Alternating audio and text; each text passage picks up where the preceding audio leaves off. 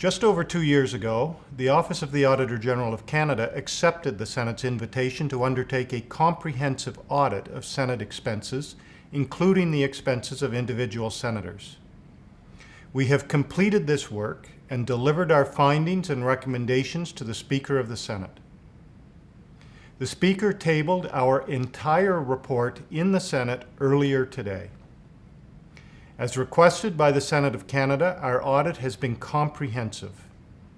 In fact, this was not just a single audit. We completed 116 individual baseline audits examining every expense incurred by 116 individual senators and former senators over a 2-year period. This involved examining more than 80,000 expense items, including travel, living, and other office expenses. As a group, senators are responsible for governing themselves and how the Senate functions. They design their own rules and choose whether to enforce those rules. They also determine what information, if any, will be publicly disclosed. The Internal Economy Committee, which is made up of senators, has the exclusive authority to act on all of the Senate's financial and administrative matters, including those of individual senators. Senators who sit on this committee also make expense claims as individual senators. This means that there is a lack of independent oversight in the way senators' expenses are governed that may give rise to a perceived lack of objectivity. We found that the oversight, accountability, and transparency around the expenses of senators were quite simply not adequate. Senators did not always consider the requirement to ensure that expenses funded with taxpayer dollars were justifiable, reasonable, and appropriate. Our work was anchored in the overarching principles that are embedded in the Senate's own administrative rules.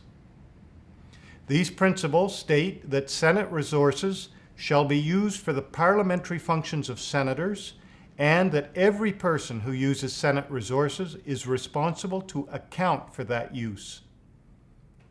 In conducting this audit, we considered the varied nature of the work and activities performed by senators. We spent considerable time gaining an understanding of this work and of the approaches taken by individual senators to perform their various parliamentary duties and functions. We reviewed every transaction to determine whether expenses were incurred primarily for parliamentary business and whether senators had considered the cost to taxpayers in their spending of public funds. We looked for all available information, including documentation held by the Senate administration and by senators themselves. Where documentation practices were poor, we sought additional evidence from senators, including explanations as to why a particular expense was for parliamentary business. We also sought independent evidence of senators' attendance at certain events.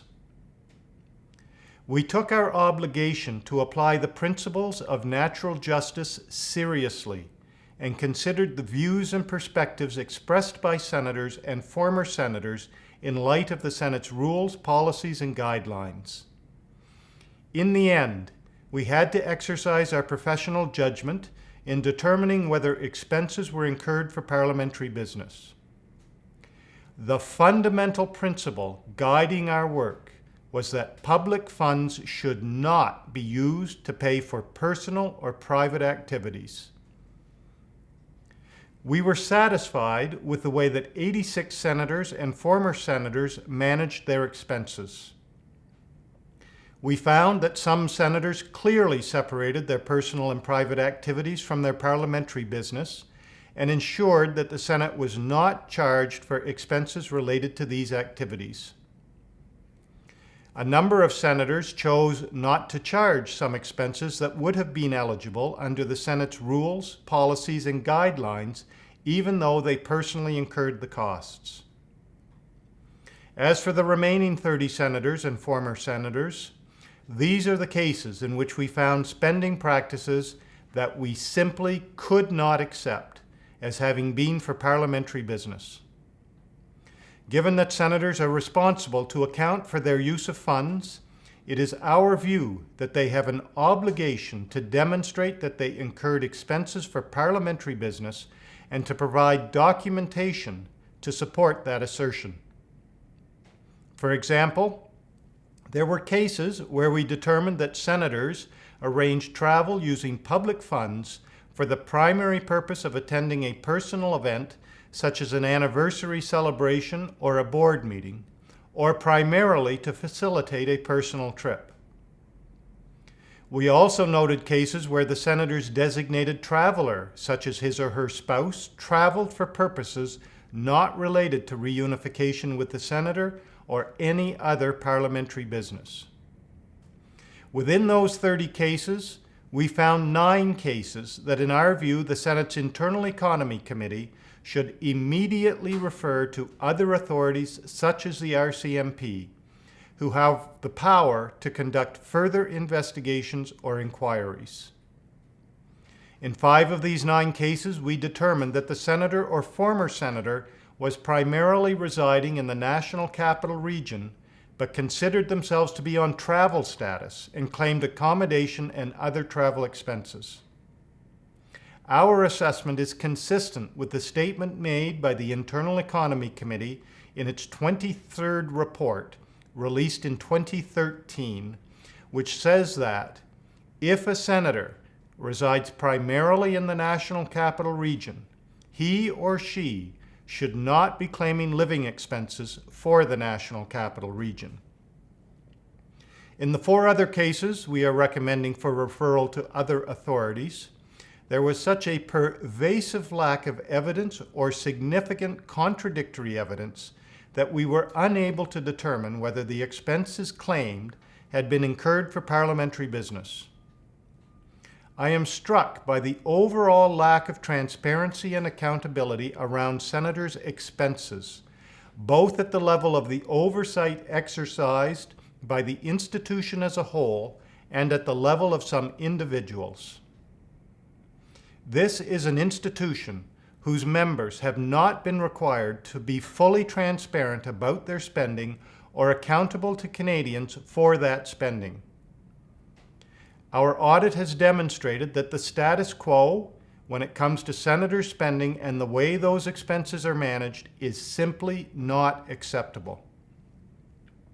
Just changing existing rules or adding to them is not the answer, as it is virtually impossible to create rules to address every situation. In this context, overarching principles embedded within the rules must be respected by senators when they incur expenses. The weaknesses and problems uncovered in the course of this comprehensive audit of senators' expenses call for a transformative change in the way senators' expenses are claimed, managed, controlled, and reviewed. There must be significant improvements in the oversight, accountability, and transparency surrounding senators' expenses, and also in the way individual senators consider the cost to taxpayers when deciding how to spend public money. The recommendations we have made in this report mark the way forward for the Senate. We urge the Senate to act on these recommendations and effect transformative change to the management and oversight of senators' expenses.